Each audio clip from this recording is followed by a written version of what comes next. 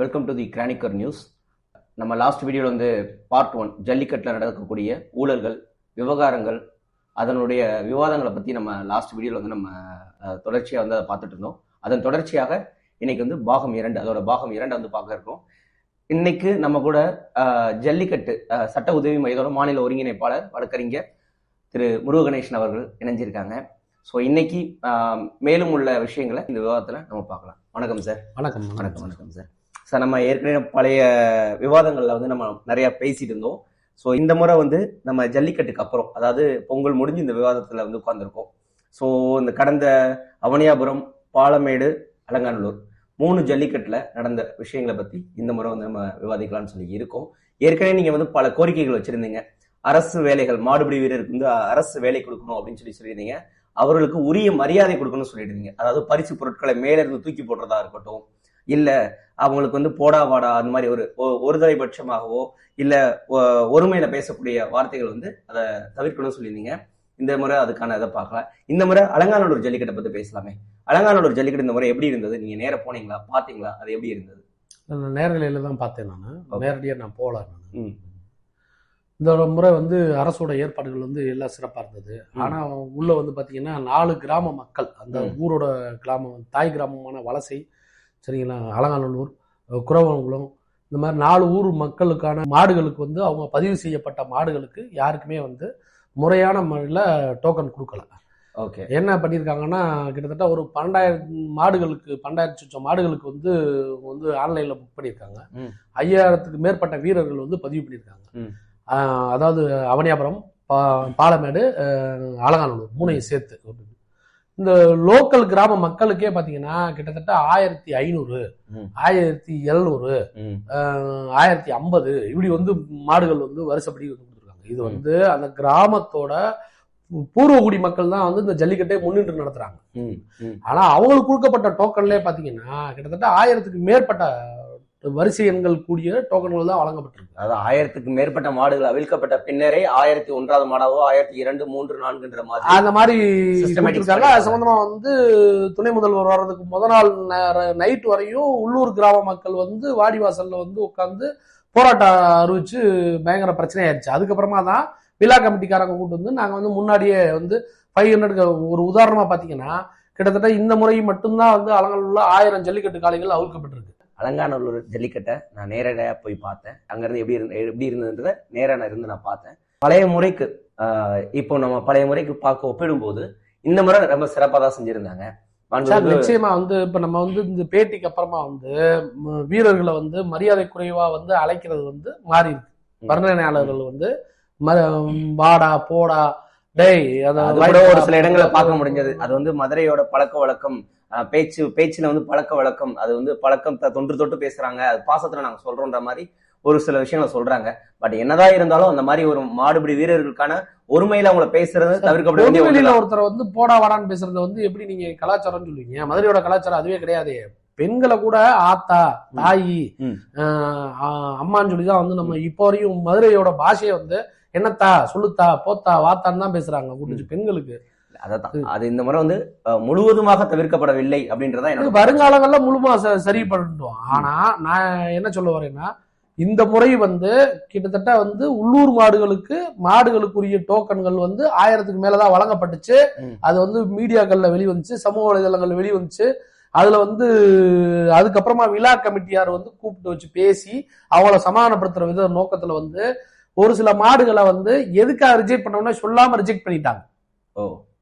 Local கிராம மக்களோட மாடுகளை, அந்த மாடுகளுக்கு வந்து உள்ளூர் மக்கள் பேச்சுவார்த்தை நடத்தி ரிஜெக்ட் பண்ண மாடுகளை விட்டுருங்க, இது போக டோக்கன் வந்திருக்கிறதுல 1000க்கு மேல உள்ளதுல உள்ளூர் மாடுகளுக்கு வந்து நாங்க வந்து பேசி உங்களுக்கு வந்து 500, 450 இந்த மாதிரி டோக்கன் போட்டு ஏத்திக்கு தர்றோம் அப்படின்னு சொல்லி ஏத்தி விட்டாங்க. இதுலயுமே நீங்க பாரபட்சம் இருக்குன்னு சொல்ல வரீங்களா? நிச்சயமா கூட்டு வச்சு, ஏன்னா அதை நடத்துறவனுக்கே உரிய மரியாதை இல்லைன்னா அப்புறம் எதுக்கு அங்க அந்த ஊர்ல ஜல்லிக்கட்டு நடத்தணும்?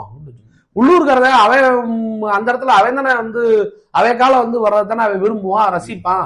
அதுவே இங்க மறுக்கப்படுது. அதான் சொல்றோம், நிர்வாக குளறுபடிதான் இதுக்கு எல்லாத்துக்குமே முழு முதல் காரணம்னு சொல்றோம். கூட்டு வச்சு அட்மினிஸ்ட்ரேஷன் வந்து அதுல வந்து அதாவது விழா கமிட்டியோட டிஸ்ட்ரிக்ட் அட்மினிஸ்ட்ரேஷன் சரியில்லைங்களா? சார் விழா கமிட்டி தானே நடத்துது, அரசு செலவுல வந்து விழா கமிட்டி நடத்துது. சரிங்களா? மாவட்ட ஆட்சியர்கள் தான் தலைமை ஏற்கிறாங்க. ஆமா, தலைமை ஏற்கிறாங்க. அரசு விழாவா தானே நடக்கணும். வச்சு இங்க நீங்க பாத்தீங்கன்னா இங்க மினிஸ்டர் வந்து பத்திரப்பதிவுத்துறை மாண்பு அமைச்சர் வந்து மூர்த்தி அவர்கள் வந்து அவரோட தலைமையில நடக்கிற மாதிரி அவரோட கட்சி விழா மாதிரி அவரோட குடும்ப நிகழ்ச்சி மாதிரி தானே அவர் நடத்துறாரு.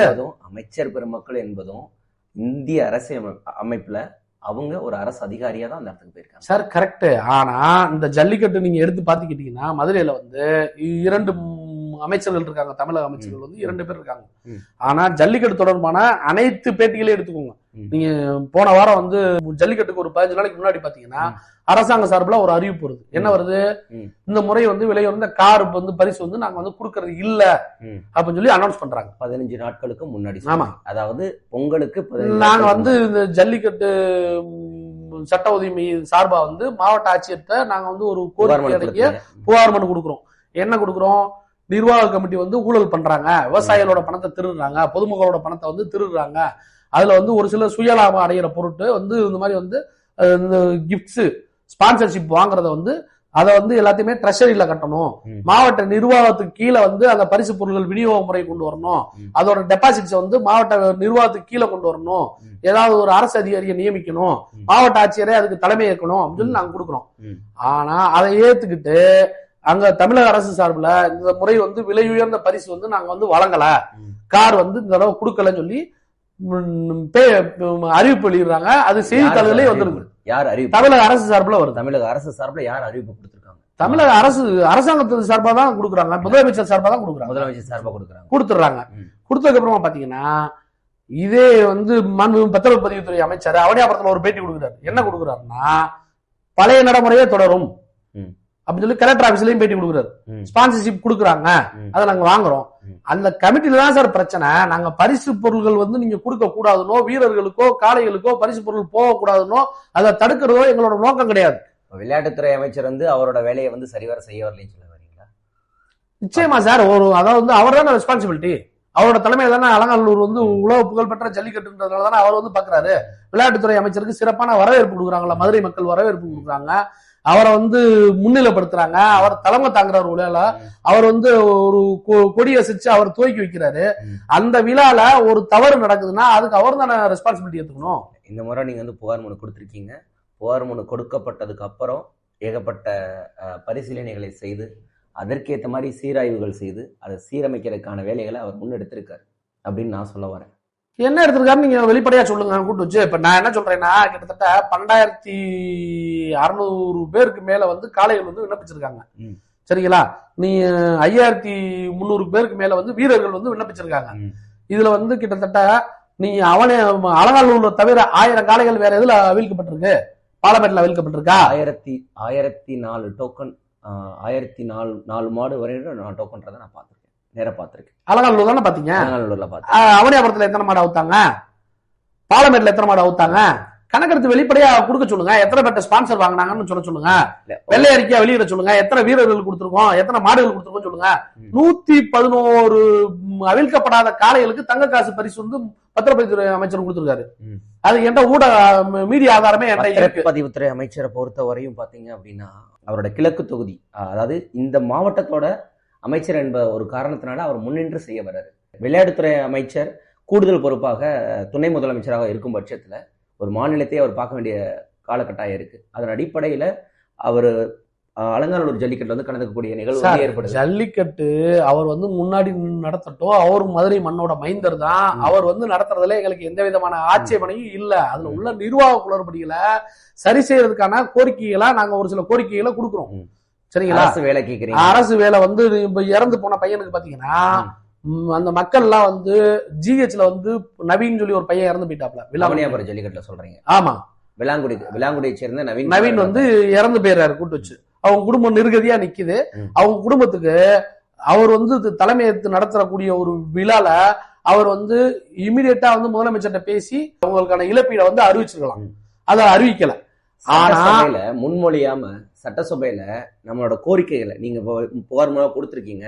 அதற்கான கோரிக்கைகளை பரிசீலனை செஞ்சு அதை சீராய்வு செய்து எதிர்கட்சி சட்டசபை கூடியிருக்கும் பட்சத்துல அங்க ஒரு இந்த நீங்க இப்ப கேட்கிற விஷயங்களை வந்து முன்மொழியணும். முன்மொழிஞ்சு எதிர்க்கட்சி தலைவர் அவர் மாண்புமிகு எதிர்க்கட்சி தலைவர் அவர்களுடைய ஒப்புதல் கள்ளச்சாராயம் குடிச்சு செத்தவங்களுக்கு 10 லட்சம் வந்து எந்த முன்மொழிவு எதிர்கட்சி தலைவர் அப்ப நீங்க சொல்லவே இல்லைங்களா? கள்ளச்சாராயம் தொடர்பாக எதிர்க்கட்சி தலைவரோ பாஜகவை சேர்ந்த நம்ம மாநில தலைவர் சார் அதுக்கான வந்து பண்றதுக்கு முன்னாடியே அனௌன்ஸ் பண்ணிட்டாங்க சார். இது ஒரு வீர விளையாட்டு, ஒரு பாரம்பரியமான விளையாட்டு, பண்பாட்டை காப்பாற்றுற ஒரு விளையாட்டு, கலாச்சார விளையாட்டு, மதுரை மக்களோட வீரத்தை பறைசாற்ற விளையாட்டு வரனால அதை வந்து சட்டசபையில முன்மொழிஞ்சுதான் அதற்கு வந்து நீங்க இப்ப ஒரு ஆட்சியில் 5 வருஷம் ஆட்சி காலத்துல வருஷம் 5 வருஷம் நடக்குது. ஒரு 5 வருஷத்துல ஒரு 3 பேரை முன்னின்று ஒரு 5x3 15 பேரு ஆட்சியாளர்களை நான் குறை சொல்லுன்றது நோக்கம் இல்ல சார். எங்களோட நோக்கம் நாங்க பொதுவா தான் பேசுறோம். இதுல அரசியல் பேசல. நாங்க அரசியல் பேசுறதுக்காக அங்க வரல. அங்க இருக்க வீரர்களுக்கான இழப்பீட வந்து காமத்தவனே பண்ண முடியாதே, அது சட்டசபையில முன்மொழியணும் அப்படின்றதான் அவங்களோட வாதமா இருக்கும் சார். எத்தனையோ விஷயங்கள்ல வந்து அரசாங்கம் வந்து இழப்பீடுன்றது அந்த குடும்பத்தை பொறுத்தா வந்து நம்ம வந்து உடனடியா வந்து முன்மொழிஞ்சுதான் பண்ணணும்னு அவசியம் இல்ல. இப்ப முதலமைச்சர் 3 லட்சம் நிவாரண நிதி அனௌன்ஸ் பண்ணியிருக்காரு. அவங்களோட குடும்பத்தோட கோரிக்கை என்ன? அவங்க வீட்டுல ஒரு சகோதரி இருக்காங்க, அந்த சகோதரிக்கு ஒரு அரசு வேலை வேணும். அதுக்கான போராட்டமா வந்து அடிப்படையில தானே கொடுக்க முடியும். எல்லாத்துக்குமே அரசு வேலை எவ்வளவுதான் கொடுக்க முடியும் சார்? கருணை அடிப்படையில தானே சார் கேட்கிறோம். காம்பன்சேஷன் அந்த குடும்பம் வந்து அந்த வாழ்வாதாரமா இருந்த அந்த பையனை வந்து இழந்திருக்கு. அந்த பையனோட மரணத்தை வந்து ஒரு வீர மரணமா வந்து கருத்துல கொள்ளணும். காம்பன்சேஷன் கொடுத்துட்டாங்களே, காம்பன்சேஷன் கொடுத்துட்டாங்க, கரெக்ட். அந்த குடும்பத்துக்கு வாழ்வாதாரம் இருந்தா, ஒரு ஆம்பளை பையன் இறந்து போயிட்டா, அந்த குடும்பத்துக்கு ஒரு அரசு வேலை கொடுத்தாங்கன்னா, கருணை அடிப்படையில ஒரு அரசு வேலை அந்த படிப்புக்கு ஏற்ற மாதிரி ஒரு தகுதிக்கு ஏற்ற மாதிரி கொடுத்தாங்கன்னா அந்த குடும்பம் வாழ்நாளெல்லாம் நன்றி கடன் பட்டிருக்கும் முதலமைச்சருக்கு. அதை வந்து இங்க இருக்க அமைச்சர் பெருமக்கள் வந்து முன்னெடுத்து அரசாங்கத்துக்கு சொல்லணும்னு சொல்றோம். மதுரை மக்களோட பிரதிநிதிகள் தானே அவங்க. எம்பியா இருக்கட்டும், திரு வெங்கடேசன் சாரா இருக்கட்டும், இல்ல பத்திரப்பதித்துறை அமைச்சர் மூர்த்தி சாரா இருக்கட்டும், இல்ல திரு அமைச்சர் ஐடி பிரிவு அமைச்சர் வந்து பிடிஆர் பழனிவேல்ராஜன் சாரா இருக்கட்டும், எல்லாருமே எடுத்து முன்னெடுத்து சொல்லட்டும். சோழவந்தான் தொகுதி எம்எல்ஏ வந்து வெங்கடேசன் சார் வந்து ஜல்லிக்கட்டுக்கு உரிமை கொண்டாட மட்டும் தான் வருவாரா? ஏன் அவர் வந்து இந்த பாதிக்கப்படுற மக்களுக்கான இழப்பீடா வந்து அவர் வந்து எதுவும் கேட்க மாட்டாரா? காயமடைஞ்சவர் கிட்டத்தட்ட நேத்து பாத்தீங்கன்னா ஒரு பார்வையாளரா வந்தவர் இறந்து போயிட்டார். சரிங்களா? அதுக்காக பார்வையாளருக்குலாம் வந்து இழப்பீடு கொடுக்கணும். அது நாங்க கொடுக்கணும்னு நாங்க சொல்லல சார். அதுக்கான நிர்வாக குறைபாடு யாரோடது? அப்ப நீங்க வந்து ஒரு பார்வையாளர் சாகிற அளவுக்கு நீங்க வந்து அப்ப கேலரி அமைச்சிருக்கீங்களா? அப்ப எத்தனை ஆயிரம் போலீஸ் வந்து அந்த இடத்துல பாதுகாப்பு இருக்காங்க? அப்ப மாடு முட்டி ஒரு பார்வையாளர் சாகுறாங்கன்னா நேரடியா இருந்து போய் பார்த்தேன், அலங்கானோட நேரடியா இருந்து பார்த்தேன். டிஸ்ட்ரிக்ட் போலீஸ் அட்மினிஸ்ட்ரேஷன் நல்ல சூப்பரா அருமையா பாதுகாப்பு ஏற்பாடுகளா செஞ்சிருந்தாங்க. அசம்பாவிதம் சம்பவங்கள்ன்றது சார் எதிர்பாராம நடக்கிற விஷயம் தான் இது. நாங்க வந்து அதை நாங்க குறையா சொல்லல. நாங்க என்ன சொல்றோம்னா, வீரர்களோட கோரிக்கை என்ன? அதாவது வந்து ஒரு ஆம்புலன்ஸ் வந்து தயாரா இருக்கணும்னு சொல்றாங்க. சரிங்களா? அந்த ஆம்புலன்ஸ் தயாரா கொண்டது விஐபி கேலரிக்கு பின்னாடி, அந்த வாடிவாசல் பின்னாடி ரெடியா வச்சு இமிடியேட்டா அடிபட்ட உடனே இமிடியேட்டா ஆம்புலன்ஸ் வச்சிருக்கணும். பாத்திருப்பீங்கன்னு நினைக்கிறேன். ஐ மீன் அந்த அலங்காநல்லூர் ஆர்ச்ல இருந்து உள்ள அந்த விஐபி கேலரி போற வரை இருக்கக்கூடிய, ஐ மீன் விஐபி கேலரி தான். விஐபிக்காக பிரத்யேகமான அதை ரெடி பண்ணக்கூடியதுல இல்ல, அப்பக்கப்ப அவங்க ரெடி பண்ணிருக்காங்க. அதுக்கு மேல ஒரு ஸ்டாண்டர்டா ஒரு கேலரி வச்சிருக்காங்க. கோரிக்கை என்னன்னா, அதாவது அறுவை சிகிச்சை செய்ய தயாரா உள்ள மருத்துவர் குழு வந்து அங்க வந்து பிக்சடா வந்து அமைச்சிடணும். எப்ப ஜல்லிக்கட்டு அனௌன்ஸ் பண்றப்ப ஒவ்வொரு இடங்கள்லயும் அந்த இதுல வந்து மிகவும் பிரசித்தி பெற்ற பிரபலமான ரொம்ப அனுபவம் வாய்ந்த ஒரு மருத்துவர் குழு வந்து போட்டு தயாரா இருக்கணும். அங்கே ஒரு ஆபரேஷன் தியேட்டர் வச்சிருங்க. அங்க இருந்து நீங்க அலங்காநல்லூர் சுகாதார நிலையம் அலங்காநல்லூர்ல ஆல்ரெடி இருக்கு. அதுல வந்து ஒரு நீங்க அந்த ஃபெசிலிட்டி இப்ப நீங்க ஜல்லிக்கட்டு அரங்கம் கொண்டு வந்திருக்கீங்க. எதுக்காக கொண்டு வந்திருக்கீங்க? ஜல்லிக்கட்டை வந்து இன்னும் வந்து பிரபலமாக்கணும். இருக்கும் அலங்காநல்லூர் இந்த கீழக்கரைன்ற அந்த இடத்துல வந்து ஒரு மதுரை அரசு ராசாசி மருத்துவமனைக்கு தான் கொண்டு வரணும் அப்படின்ற மாதிரி ஒரு கட்டம் இருக்கு இல்லையா? கிட்டத்தட்ட சுமார் பாத்தீங்கன்னா 20 கிலோமீட்டருக்கு மேல அவர் பயணிச்சு வரணும். 45 நிமிஷம். ஆமா, கண்டிப்பா. அப்ப வந்து நீங்க வந்து அங்கனக்குள்ளே வந்து ஒரு ஹாஸ்பிட்டல் வரீங்க.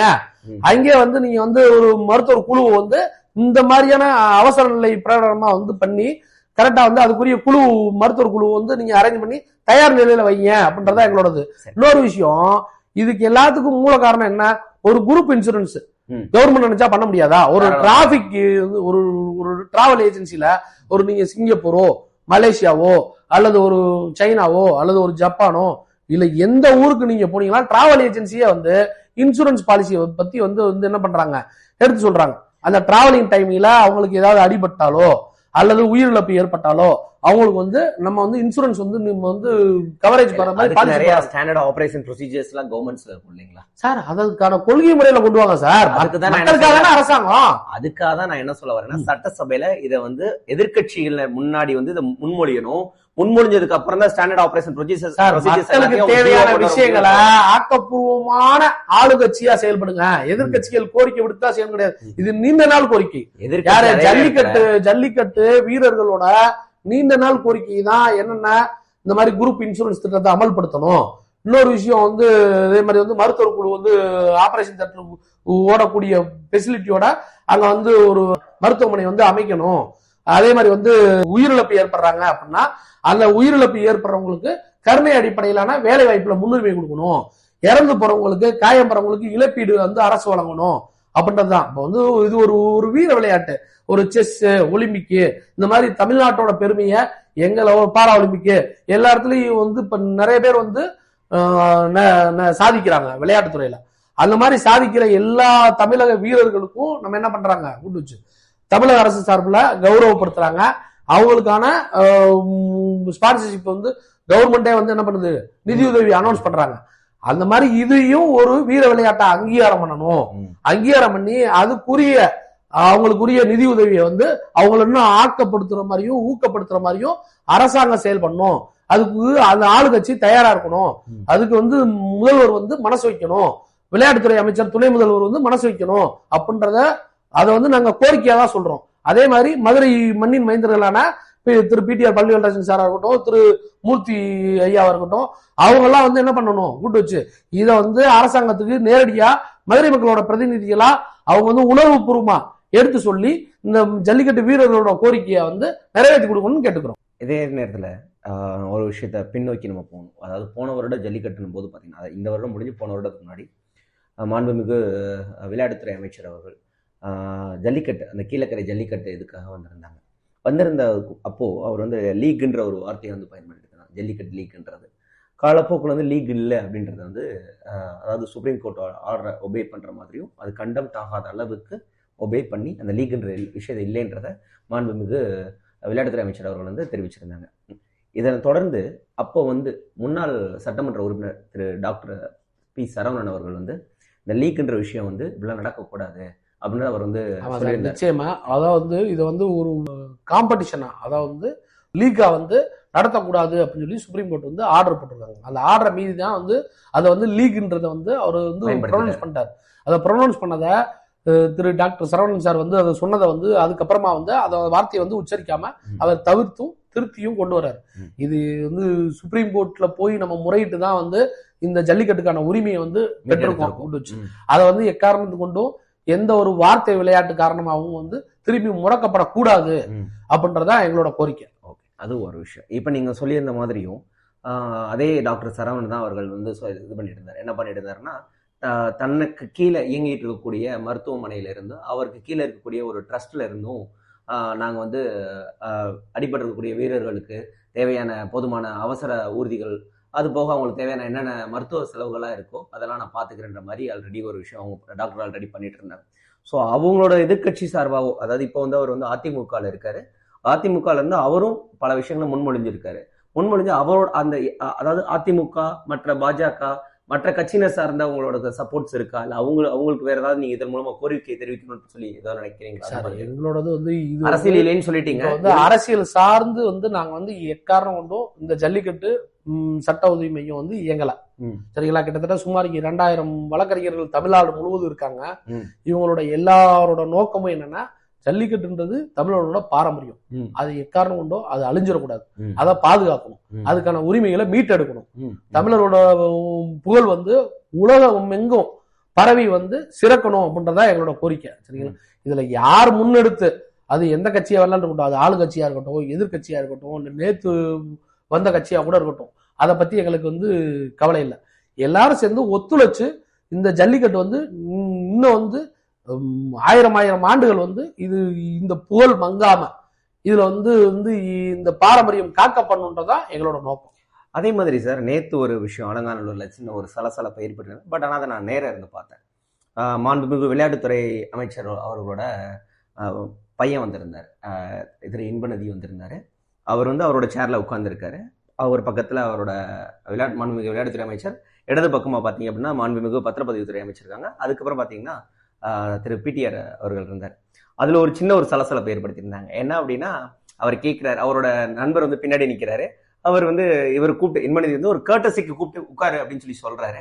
சொல்லிட்டு உடனே இவர் அவங்க அப்பா கிட்ட சொல்றாரு. அவங்க அப்பா உடனே என்ன பண்றாரு, இது வந்து அவங்களுக்குள்ள ஒரு மியூச்சுவல் ஒரு கான்வர்சேஷன் நடந்தது சார். அதுக்கு ஏற்கனவே வந்து கலெக்டர் மேடம் வந்து அவங்க வந்து ஒரு அறிக்கை வெளியிட்டாங்க. என்னோட புரோட்டோகால் வந்து அமைச்சர் வந்து நிக்கிறப்ப நானும் நிக்கணும், ஏன்னா அவங்க புரோட்டோகால் படி வந்து அது அப்படின்ட்டாங்க. சர்ச்சையான விஷயங்கள்ல நம்ம வந்து பேசி வந்து இது பண்ணணும் அப்படின்றது வந்து அது வந்து அரசியல் ஆயிரும். சரிங்களா? அது வந்து ஜல்லிக்கட்டுக்காக பாடுபட்ட சொந்த காசு போட்டு சுப்ரீம் கோர்ட் வரைக்கும் கேஸ் நடத்த திரு PR அவர்கள், மதுரை மண்ணின் வந்து ஐயா அவர்களே வந்து கடைசி வரைக்கும் நின்றுட்டு தான் இருந்தாரு. அதை வந்து நம்ம வந்து இப்ப வந்து சொல்ல முடியாது. இப்ப நல்லா தெரிஞ்சுக்கிட்டீங்கன்னா, இப்ப விழா கமிட்டின்றதே வந்து அந்த விழா கமிட்டியே வந்து அரசியல் சார்ந்துதான் இருக்கு. அதுல வந்து அனைத்து சமுதாயத்தினரும் வந்து இல்ல அப்படின்னு சொல்லி இப்ப கூட வந்து அவனியாபுரத்துல வந்து ஒருத்தர் வந்து சென்னை உயர்நீதிமன்ற மதுரை கிளையில ஒருத்தர் வழக்கு தொடர்ந்திருக்காரு. அனைத்து சமுதாயத்தினரும் இந்த விழா கமிட்டியில வந்து இடம்பெறணும் அப்படின்னு சொல்லி வழக்கு போட்டு நோட்டீஸ் போட்டிருக்கு. சாதி பாகுபாடுன்னு சொல்லி ஒரு பையன் வந்து சொல்லிட்டு இருந்தாரு, ஒரு மாடுபிடி வீரர் ஒருத்தர் வந்து சொல்லிட்டு இருந்தாரு. ஆமா, நிச்சயமா சார். அது என்ன மாதிரியான ஜாதி பாகுபாடுகள் இருக்கு அப்படின்றது சார். இது வந்து வீர விளையாட்டு. இதுல வந்து திறமைக்கு தான் வந்து முன்னுரிமை கொடுக்கணும், வீரத்துக்கு தான் முன்னுரிமை கொடுக்கணும். இதுல ஜாதிக்கு வந்து இடம் கொடுக்க கூடாது. சரிங்களா? அதுல வந்து அவர் வந்து என்னை வந்து போலீஸ் வந்து பிடிக்க விடல, என்னை வந்து விழா கமிட்டிக்காரங்க வந்து பண்ண விடல, என்னை வந்து அடிச்சாங்க, துன்புறுத்தினாங்க, எனக்கு வந்து அசிங்கமா இருக்கு, ஊருக்குள்ள நான் போக முடியாது அப்படின்னு சொல்லி அவர் அழுதுகிட்டே வந்து ஊடகத்துல வந்து பேட்டி கொடுத்திருந்தாரு. அதுக்கு பின்னாடி ஏதாவது அரசியல் இருக்குன்னு நீங்க நினைக்கிறீங்களா சார்? இது விழா கமிட்டியோட ஒரு சாரார் மட்டும் பண்ற தவறு. அதுக்காக ஒட்டுமொத்தமா வந்து நம்ம விழா கமிட்டி எல்லாத்தையும் வந்து இவ்வளவு கஷ்டப்பட்டு இத்தனை லட்சம் மக்கள் கூறுற இடத்துல வந்து எல்லாரும் கஷ்டப்பட்டு தான் வந்து இந்த திருவிழாவை நடத்தி முடிச்சிருக்காங்க. இது வந்து திருவிழா தான், மதுரை மண்ணோட மிகப்பெரிய திருவிழா தான். மீனாட்சி திருக்கல்யாணம் எப்படியோ, கல்லல வர்றது எப்படியோ, அதே மாதிரி வந்து அலங்காநல்லூர் ஜல்லிக்கட்டுன்றது வந்து மிகப்பெரிய ஒரு திருவிழா. சோ அந்த திருவிழால 1000 விஷயங்கள் நடக்கும், போகும், வரும். ஆனா ஜாதி சார்ந்து நடக்குது அப்படின்னா இது எல்லாத்தையுமே அதைத்தான் நாங்க சொல்ல வரோம். விழா கமிட்டியோட கையில வந்து முழு அதிகாரத்தை ஒப்படைக்காதீங்க. அதை எல்லாத்தையுமே மாவட்ட நிர்வாகம் முன்னின்று நடத்துறப்ப இந்த மாதிரியான தவறுகள் வந்து சரி செய்யப்படும், களையப்படும். அதுதான் எங்களோட நீண்ட நாள் கோரிக்கையா இருக்கு. அடுத்த முறை வந்து நிச்சயமா வந்து இது வந்து நடக்கணும் அப்படின்னு நாங்க விரும்புறோம். இது நடக்கல அப்படின்னாலும் நாங்க நிச்சயமா உயர்நீதிமன்றத்துல போய் வந்து இதை முறையிட்டு நாங்க வழக்கு தாக்கல் செய்ய இருக்கோம், எங்க ஜல்லிக்கட்டு சட்ட உரிமையும். இப்ப பாத்தீங்கன்னா சார், ஜல்லிக்கட்டை பொறுத்த வரையும் பரிசு பொருட்கள் வழங்குவதில் வந்து பாரபட்சம் இருக்கு அப்படின்ற குற்றச்சாட்டு இந்த ஜல்லிக்கட்டையும் நம்ம நிறைய பார்த்திருக்கோம். அலங்காநல்லூர்ல நடந்த போராட்டமா இருக்கட்டும், பாலமேடுல நடந்த போராட்டமா இருக்கட்டும், அவனியாபுரத்துல மேற்படி மதுரை ஹைகோர்ட்ல போய் ஒருத்தர் வந்து ஒரு பெட்டிஷன் வந்து ஃபைல் பண்ணியிருக்காரு இல்லைங்களா? ஸோ இதுல பாரபட்சம்ன்றது பரிசு பொருட்களுக்கான பாரபட்சம் என்னவா இருக்கு? இதை சரி செய்யறதுக்கு நம்ம என்ன செய்யலாம்? அரசு வந்து இதுக்கான என்ன முன்னெடுத்து வரணும் சார்? அதை தான் நாங்களும் சொல்றோம் கூட்டு வச்சு. அதாவது வந்து இந்த மாதிரி ஒரு இதுல கிட்டத்தட்ட சுமார் வந்து கோடிக்கணக்கான பணம் வந்து ஒவ்வொரு வருஷமும் புழங்குது. ஒரு ஸ்பான்சர் வாங்குறாங்க, நல்லா தெரிஞ்சுக்கோங்க. பிரபல தனியார் நகைக்கடைகள்ல வாங்குறாங்க, தனியார் துணிக்கடைகள்ல, தனியார் நிறுவனங்கள்ல வாங்குறாங்க. இன்னொரு விஷயம் வந்து பர்சனலா வந்து உள்ளூர்காரங்க வெளியூர்காரங்க எல்லாத்தையுமே டொனேஷன் மணியா கலெக்ட் பண்றாங்க. அதுக்குரிய கணக்கு வழக்குகளை இவங்க முறையா வெளியிறது இல்ல. எத்தனை பேருக்கு எவ்வளவு ரூபாய் செலவு கணக்கு வழக்கு பண்றாங்கன்றத வந்து முறையா கணக்கு சொல்ல மறுக்கிறாங்கன்றதான் எங்களோட குற்றச்சாட்டு. ஒரு கோடிக்கணக்கான ரூபாய் புழங்கக்கூடிய ஒரு விழால அதை வந்து மாத்தணும், அரசாங்கம் வந்து நடத்தணும்ன்றதான் எங்களோட கோரிக்கை. ஒரு சாரார் மட்டுமே வந்து அதை திருடி திங்கிறத நாங்க அனுமதிக்கல. அதுதான் நான் என்ன கேட்க வரேன் அப்படின்னா, இன்னைக்கு பாத்தீங்க அப்படின்னா ஊழல் என்று ஒரு விஷயம் நம்ம சொல்லிட்டாலே அமலாக்கத்துறையாக இருக்கட்டும், லஞ்ச ஒழிப்புத்துறையாக இருக்கட்டும், சரிங்களா, இந்த 2 டிபார்ட்மெண்ட்டுமே போதுமானது. அது போக இன்கம் டேக்ஸ் வருமான வரித்துறை இருக்காங்க. இவங்களுக்கெல்லாம் இந்த மாதிரி தகவல்கள் வந்து பரிமாற்றம் படாம இருக்கா, இல்ல பரிமாற்றம் பண்ணப்பட்டு போதுமான நடவடிக்கைகள் எதுவும் எடுக்கப்படாம இருக்காங்களா, இல்ல போதுமான ஆவணங்களை இன்னும் கைப்பற்றிட்டு நடவடிக்கை எடுக்கலான் இருக்காங்க? அதோட பார்வை எப்படி இருக்குன்னு நீங்க சொல்ல வரீங்க? உள்ளூர்ல வந்து இருக்க ஒரு மதிப்பு மிக்க மினிஸ்டரே வந்து அவர் என்ன சொல்றாருன்னா, ஸ்பான்சர்ஷிப் வருது, வழக்கம் போல ஸ்பான்சர்ஷிப் நாங்க கலெக்ட் பண்ணுவோம் அப்படின்னாரு. ஸ்பான்சர்ஷிப் கலெக்ட் பண்ணுவோம், நிச்சயமா வேணும், அதான் சொல்றோம் நாங்களும். அதான் வந்து அவரே வந்து மீடியாலே பேட்டி கொடுக்குறாரு. ஸ்பான்சர்ஷிப் வருது, வழக்கமான நடைமுறையே தொடரும், ஸ்பான்சர்ஷிப் வந்து கொடுத்துட்டு இருக்காங்க, அதுகள் மூலமா தான் பிரைஸ் டிஸ்ட்ரிபியூஷன்ன்றாரு. அதை தான் நாங்க என்ன கேட்கிறோம்னா, அந்த ஸ்பான்சர்ஸ் யாரு, அந்த ஸ்பான்சர்ஷிப் மூலமா வந்த பணம் எவ்வளவு, நகையா வந்து நீங்க வந்து காயின்ஸ் கோல்டு காயினா வாங்கின காயின்ஸ் வந்து எவ்வளவு, அதை வந்து எடுத்து வந்து நீங்க எத்தனை காளைகள் கொடுத்துருக்கீங்க, எத்தனை வீரர்கள் கொடுத்துருக்கீங்க, எவ்வளவு கையிருப்பு வச்சிருக்கீங்க, கிட்டத்தட்ட சுமார் வந்து 1000 காளைகள்ல அவிழ்த்து விடப்படும் சொல்லி அவனியாபுரத்துல மினிஸ்டர் வந்து பேட்டி கொடுக்குறாரு. ஆனா அவிழ்க்கப்பட்டது வந்து 880 காளைகள் தான் அவிழ்க்கிறாங்க. கிட்டத்தட்ட 120 காளைகள் வரை என்ன மிச்சமாகுது. அந்த 120 காளைகளுக்குரிய பரிசு எங்க? அந்த பரிசு பொருள் வந்து இப்ப மிச்சமா இருக்கா? அப்ப அடுத்த தடவை அந்த ஜல்லிக்கட்டுல வந்து இதை வெளிக்கொண்டாருவீங்களா? அலங்காநல்லூர்ல அவிழ்க்கப்படாத காளைகளுக்கு 111 தங்க காசுகள் கொடுக்கப்பட்டதாக இன்னைக்கு ஒரு செய்தித்தாள்ல பார்த்தேன். ஆமா, அதை வந்து மினிஸ்டர் தான் வழங்கியிருக்காருன்னா செய்தித்தாள்ல வந்து நியூஸ் வந்து வெளியே பதிவுத்துறை அமைச்சர் வந்து கொடுத்ததாக போட்டிருக்காங்க. நியூஸ் வந்து வெளியே இருக்கு கூட்டுச்சு. இதுக்கு நீங்க எப்படி ஆதாரம்? விழா கமிட்டி வந்து வெளிப்படைத்தன்மையோட இயங்கணும்.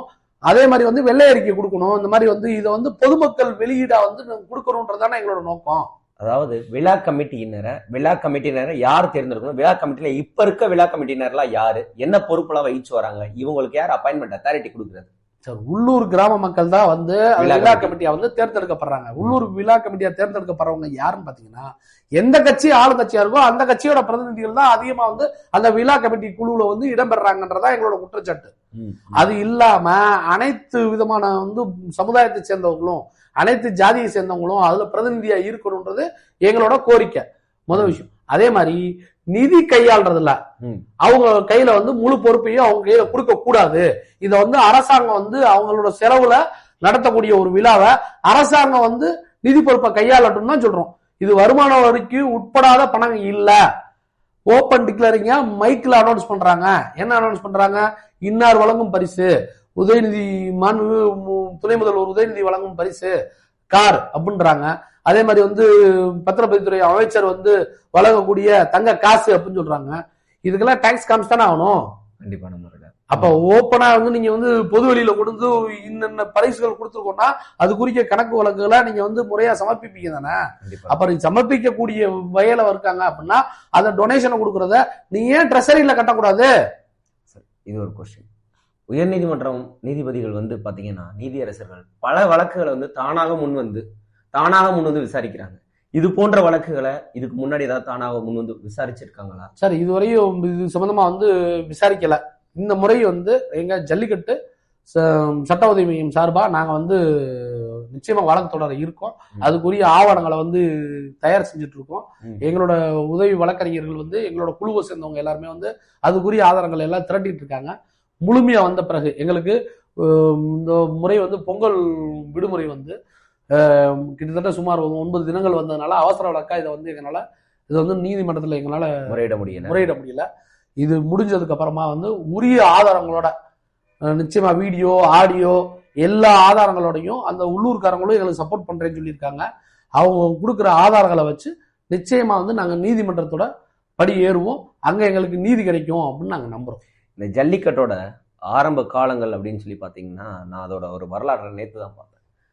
கீழக்குயில்குடி அப்படின்ற ஒரு கிராமத்துல இருக்கக்கூடிய ஒரு ஏழை விவசாயியோட மகளை வந்து அதன் சொரிக்காம்பட்டி அப்படின்ற ஒரு கிராமத்தை சேர்ந்த ஒரு செல்வந்தரோட மகனுக்கு வந்து பெண் கேட்டு போன இடத்துல 7 காளைகளை அந்த பெண் வளர்த்த 7 காளைகளை அடக்கும் பட்சத்தில் இந்த ஜல்லிக்கட்டு விழா வந்து அங்கிருந்து ஆரம்பிக்கப்பட்டது அப்படின்னு சொல்லி ஒரு விஷயம் சொல்றாங்க. அதற்கு அடுத்து பாத்தீங்க அப்படின்னா அலங்காநல்லூர், பாலமேடு, அவனியாபுரம் இது எல்லாமே இந்த ஏரியா ஃபுல்லாமே இன்னைக்கு வந்து ஜல்லிக்கட்டுக்கு ஒரு ஃபெமிலியரான பிளேஸ்ன்னு சொல்லலாம். இப்படி இருக்கும் பட்சத்துல இந்த அலங்காநல்லூர்ல ஆரம்பிக்கப்பட்ட ஜல்லிக்கட்டுக்கு ஸ்டாண்டர்டான ஒரு வாடி வாசல், அதாவது செட்டப் இல்லாம, அதாவது ஜல்லிக்கட்டுக்காக ரெடி பண்றது இல்லாம ஒரு டிஃபால்ட்டாவே அங்க ஒரு வாடி வாசல் இருக்கு. அதே மாதிரி பாலமேடுக்கு இருக்கு, அதே மாதிரி அவனியாபுரத்துக்கு இருக்குன்னு. அங்க இருக்கும் பட்சத்துல அங்க இருக்கக்கூடிய கிராம பொதுமக்களுக்காக அங்க வளர்க்கக்கூடிய சுற்று வட்டார ஒரு குறிப்பிட்ட தாய் கிராமத்தை பின்தொடர்ந்து இருக்கக்கூடிய சிறு குறு கிராமங்களுக்கு அவங்க வளர்க்கக்கூடிய காளைகளுக்கு முன்னுரிமை அப்படின்றது வந்து அவங்க வந்து முன்மொழிஞ்சிருக்காங்க. அதற்கான போராட்டங்களும் ஜல்லிக்கட்டு நடக்கிறதுக்கு முன்னாடி போராட்டம் நடந்திருக்கு. ஸோ அப்படின்னா அந்த மாதிரி போராட்டங்களை இன்னி வரும் காலங்கள்ல எப்படி இந்த அரசு கையாளணும், என்ன மாதிரி கையாண்டா இது இன்னும் சரிவர நேர்த்தியாக பாரம்பரியத்தை கலாச்சாரத்தையும் பாதுகாக்கும் விதமா போகும் அப்படின்றதுக்கான கருத்து தான் சார். உள்ளூர் மக்களுக்கு முதல்ல முன்னுரிமை கொடுக்கணும்ன்றதா எங்களோட எங்களோட கோரிக்கை. சரிங்களா? உள்ளூர் மக்கள்னா அலங்காநல்லூர், தாய் கிராமம், வலசை, குறவங்குளம் இந்த மாதிரி இருக்க உள்ளூர் கிராமங்களுக்கு முன்னுரிமை கொடுக்கணும். ஏன்னா அந்த ஊர்ல தான் அந்த இது வந்து போட்டி வந்து நடக்குது. உலக புகழ் பெற மாதிரி வந்து ஒரு விழா நடக்கிறப்ப அதுல உள்ளூர்காரங்களே வந்து அவங்களோட மாடை அவுத்து விடல அப்படின்னு வச்சுக்கோங்க, அவங்களுக்கு என்ன பெருமை இருக்கு? ஸோ உள்ளூர்காரங்களுக்கும் மதுரை மாவட்டத்தை சேர்ந்தவங்களுக்கும் முன்னுரிமை ஃபர்ஸ்ட் வந்து வழங்கணுன்றதான் எங்களோட கோரிக்கை. சரிங்களா? அதனால வந்து மக்கள் போராட அளவுக்கு நடக்க விடக்கூடாது. அடுத்த முறை வந்து இதெல்லாம் பரிசீலனை பண்ணி முறையா வந்து இப்போ வந்து அரசியல் சார்ந்து இருக்கவங்களுக்கு கிட்டத்தட்ட வந்து டோக்கன்கள் வந்து கொடுத்துட்றாங்க. 50 டோக்கன் 100 டோக்கன் கொடுத்துட்றாங்க. யாரா நீங்க டோக்கன் கேட்டு அப்ரோச் பண்ணாலும் நீங்க மினிஸ்டர் ஆபீஸ்ல பேசுங்க, கலெக்டர் ஆபீஸ்ல பேசுங்க அப்படின்றாங்க. அப்படி பாரபட்சமே இருக்கக்கூடாது. இல்ல ஆக்சுவலி டோக்கன்ன்றதே ஆன்லைன் சிஸ்டமேட்டிக்கா கொண்டு வந்துட்டாங்க. ஆன்லைன் சிஸ்டம்ல அப்ளை பண்ணிருக்காங்கன்னா கிட்டத்தட்ட வந்து 12,600 காலைகளுக்கு அப்ளை பண்ணிருக்காங்க சார். அதுக்காக ஒரு நாளைக்கு வந்து இவ்வளவுதான் கால நேரம் இருக்கு அப்படி நீங்க சொல்றத பார்த்தா அலங்காநல்லூர் ஜல்லிக்கட்டு 3 நாள் நடத்தணும் போல இருக்கு சார். 3 நாள் நடக்கணும்னு கிடையாது, அதுல தகுதி வாய்ந்த காளைகள் தான் அவங்க ரெடி பண்றாங்க. என்ன மாதிரி தகுதிகள்? இப்ப வந்து உள்ளூர்காரங்களுக்கும் மதுரை மாவட்டக்காரங்களுக்கும் ஃபர்ஸ்ட் முன்னுரிமை கொடுங்க. அவங்களுக்கு மட்டும் தனியா ஒரு வெப்சைட் ஓபன் பண்ணுங்க. அதுக்கப்புறமா வெளியூர்காரங்களுக்கு வந்து நீங்க வந்து முன்னுரிமை கொடுங்க. அதுல நீங்க செலக்ட் பண்ணி கூட எடுங்க. அதுல என்ன இருக்கு? அதுல ஒண்ணும் கிடையாது. அதாவது உள்ளூர் கிராம மக்களுக்கு அவங்க வளர்க்கக்கூடிய காளைகளுக்கு முன்னுரிமை கொடுக்கணும்ன்றது உங்களோட கோரிக்கை சார். அங்க உள்ள இருக்கவங்க எல்லாருமே விவசாயிகள் சார். இப்ப வந்து நிறைய நல்லா நீங்க மீடியாக்கள் வெளிச்சத்துல பாத்தீங்கன்னா இந்த முறை அனைத்து முன்னாள் இந்நாள் மினிஸ்டர்ஸ் எல்லாருமே வந்து காளைகள் அவிழ்த்துட்டு இருக்காங்க. பிரபல அரசியல் பிரபலங்கள் எல்லார் பேர்லயும் காளைகள் அவுக்கப்பட்டிருக்கு. சரிங்களா? சில நடிகர்கள் பேர்லயும் காளைகள் அவுக்கப்பட்டிருக்கு. இது விளம்பர நோக்கத்துக்காக என்ன பண்றாங்க? தமிழக வெற்றி கழகத்தோட தலைவர் விஜய் அவர்கள் பேர்ல வந்து அவனியாபுரத்துல ஒரு காளையை வளர்த்திருந்தாங்க. அவர் வளர்த்த காளையா இல்ல அவரோட கட்சி நிர்வாகி அவரோட அபிமானிகள் பேர்ல அவுக்கப்பட்ட காளை தான் அது. அதுல வந்து சிறந்த காளையா பரிசா எடுத்தது பாத்தீங்கன்னா வந்து திரு சசிகலா அம்மா வந்து அவங்களோட காளை தான் வந்து சிறந்த காளையா வந்து செலக்ட் ஆயிருக்கு. அதுக்கு மினிஸ்டர் மூர்த்தி ஐயாவும் வந்து பரிசு வழங்கியிருக்காரு. அதுல அரசியல் பாரபட்சம் எல்லாம் இல்ல. அங்க வீரத்துக்கும் அங்க வந்து களத்துல நின்று யார் வந்து ஜெயிக்கிறாங்கன்றதா அங்க போட்டி. நாங்க அதை தவறே சொல்லல. இப்ப ஒரு விவசாயி தன்னோட ஒரு சாமியா பாக்குறாங்க. அந்த ஊருக்காரங்க வந்து அந்த மாடை வந்து அந்த ஜல்லிக்கட்டுன்னு அனௌன்ஸ் பண்ணிட்டாவே அவங்க எல்லாருமே காப்பு கட்டிடுவாங்க. காப்பு கட்டி ஒரு கோயிலுக்கு எப்படி வந்து நேர்த்திக்கடன் செலுத்துவாங்களோ அந்த மாதிரி அந்த களத்தை விட்டு அந்த காளை வெளியேற வரையும், அந்த களத்துல இருந்து வீரன் வந்து ஒரு மாடு பிடிச்சு வெளியேற வரையும் அவன் வந்து அந்த விரதத்துல தான் இருப்பான். அப்ப ஒரு கோயிலுக்கு வந்து என்ன நேர்த்திக்கடன் வச்சிருப்பாங்களோ அந்த மாதிரி ஒரு நேர்த்திக்கடனா செய்யக்கூடிய விஷயங்களை அதுக்கான மரியாதையை கொடுங்கன்னா நாங்க கேட்கிறோம். விவசாயிகளோட காளைகளுக்கு முன்னுரிமை கொடுங்க. அப்ப விவசாயம் சார்ந்து வந்து பண்றவங்களுக்கு கொடுங்க. பேருக்கும் புகழுக்கும் பண்றவங்களுக்கு வந்து வாய்ப்புகளை வந்து நீங்க கொடுக்காம நீங்க வந்து தன்மானத்துக்கும் மரியாதைக்கும் அவங்களோட பாரம்பரியத்தை காப்பாத்துறதுக்காக கொடுக்கறவங்களுக்கு முன்னுரிமை கொடுங்கன்னு கேட்கிறோம். இந்த காணொலியை பொறுத்தவரையும் நம்ம ஜல்லிக்கட்டுல நடந்தக்கூடிய விவகாரங்கள், அதுல நடக்கக்கூடிய ஊழல்கள், பாரபட்சங்களை பத்தி இந்த விவாதத்துல பார்த்தோம். இனி வரும் நாட்கள்ல ஜல்லிக்கட்டை என்ன மாதிரியாக முறைப்படுத்தி அதை எப்படி நடத்தணும் அப்படின்றதுக்கான அப்டேட்ஸ் அதை வந்து இனி வரும் காலங்களில் நம்ம இந்த வீடியோல பார்க்கலாம். இதுக்கான விவகாரங்கள் குறித்து நமக்கு பலமுறை நம்ம கேட்டு அதற்கான நேரங்களை ஒதுக்கி நமக்கு வந்து இன்னைக்கு பதில் சொல்லியும் அதற்கான விஷயங்களை நமக்கு எக்ஸ்க்ளூசிவா பிரத்யேகமா நம்ம கொடுத்த வழக்கறிஞர் திரு முருகணேசன் அவர்களுக்கு மிக்க நன்றி சார். மிக்க நன்றி சார். இனிமேல் வந்து விழா கமிட்டி அப்படின்ற பேர்ல தனிநபர்கள் வந்து யாரும் வந்து மக்களோட பணத்தை, விவசாயிகளோட பணத்தை வந்து திருடக்கூடாது. சுமார் ஒரு 10 கோடி ரூபாய் வரையும் இதை வச்சு மையமா வச்சு ஒரு ஊழல் நடக்குது அப்படின்றத வந்து அரசு அதிகாரிகளும் மூத்த அமைச்சர்களும் வேடிக்கை பார்த்துட்டு இருக்க கூடாது. இனிமேல் யார் வேணாலும் வேடிக்கை பார்க்கலாம். இனிமேல் ஜல்லிக்கட்டு சட்ட உதவிமையும் இனிமேல் ஒருபோதும் வேடிக்கை பார்க்காது, அதை அனுமதிக்காது. நிச்சயமா நீதிமன்ற கதவை வந்து நாங்க தட்டுவோம். நிச்சயமா தவறு செய்தவர்கள் எல்லாரையும் வந்து நாங்க சட்டத்து முன்னாடி நிறுத்துவோம். அதுக்குரிய தண்டனையில அவங்களுக்கு வந்து நாங்க வாங்கி தருவோம். இனி வரும் காலங்கள்ல ஜல்லிக்கட்டு பேரை வச்சு ஒருபோதும் யாரும் கொள்ளையடிக்கிறத நாங்க அனுமதிக்க மாட்டோம். அதை வந்து நிச்சயமா தடுத்து நிறுத்துவோம். அதை தட்டி கேட்போன்றத தெரிவிச்சுக்கிறேன். வாய்ப்பு அளித்தமைக்கு நன்றி தெரிவிச்சுக்கிறேன். நன்றி சார்.